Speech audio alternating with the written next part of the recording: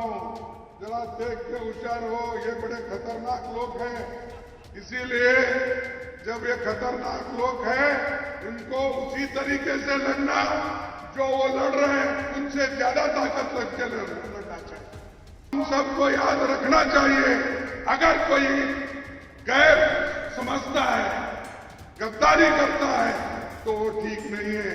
एक आदमी ने तो गद्दारी किया, लेकिन अब पछता रहा हूंगा।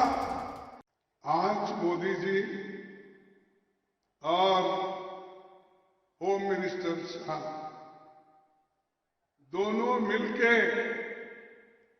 ईडी का, इनकम टैक्स का, सीबीआई का डर बता कर एमएलए को, एमपीज को डरा रहे हैं। और जो आगे इलेक्शन के लिए तैयारी कर रहे हैं, जो ठहरने वाले हैं, उनके ऊपर भी अभी से ईडी, अभी से इनकम टैक्स वो लोग डाल रहे हैं। तो इसीलिए होशियार रहना। मैं रेवंत रेड्डी को भी बोलता हूं, जरा देख के होशियार हो, ये बड़े खतरनाक लोग हैं। इसीलिए जब ये खतरनाक लोग हैं, इनको उसी तरीके से लड़ना जो वो लड़ रहे हैं, उनसे ज्यादा ताकत लग के लड़ना चाहिए।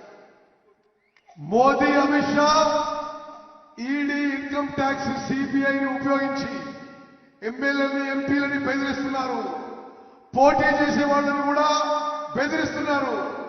నేను రేవంత్ రెడ్డి గారిని కూడా ముందస్తుగా చెప్తున్నా, మీరు కూడా జాగ్రత్తగా ఉండండి. नरेंद्र मोदी उनको अकेले को नहीं बोला, रेवंत रेड्डी और उनके जो कांग्रेस के नेता लोग हैं, ये सभी होशियार रहना चाहिए। నరేంద్ర మోదీ, అమిత్ షా, రేవంత్ రెడ్డిని అందరినీ కూడా మరి అలర్ట్ గా ఉండాలి. ఈడీ, సిబిఐ ద్వారా మిమ్మల్ని ఇబ్బంది పెట్టే పరిస్థితి ఉంటుందని చెప్పి నేను మనవి చేస్తున్నాను. जब जब तुम्हारी ताकत बढ़ती है, तब तब वो तुमको कमजोर करने के लिए खेल खेलते हैं। लेकिन तेलंगाना के लोग डरने वाले नहीं हैं। तेलंगाना के लोग हमेशा लड़ते रहे। आज जो इंडिपेंडेंट तेलंगाना हुआ, ये सोनिया गांधी जी के आशीर्वाद से हुआ, ये सोनिया गांधी के नेतृत्व में हुआ। हम सबको याद रखना चाहिए, अगर कोई गैर समझता है, गद्दारी करता है, तो वो ठीक नहीं है। एक आदमी ने तो गद्दारी किया, लेकिन अब पछता रहा हूंगा। कई लोग, कोई बोलते हैं सोया है, कोई बोलते हैं उठा है, कोई बोलते हैं बात कर रहा है, बोलते हैं, मुझे मालूम नहीं। लेकिन जो कांग्रेस के साथ गद्दारी करता है, वो एक न एक दिन जरूर हारता है।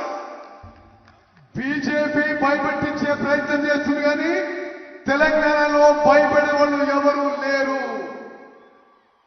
తెలంగాణలో సోనియా గాంధీ ఇచ్చిన తెలంగాణలో ఎవరు బీజేపీకి, నరేంద్ర మోదీకి, అమిత్ షాకి భయపడరు. కాంగ్రెస్ పార్టీని మోసం చేసిన వాళ్ళు, ద్రోహం చేసిన వాళ్ళు సమాజం ఎప్పుడు కూడా క్షమించరు.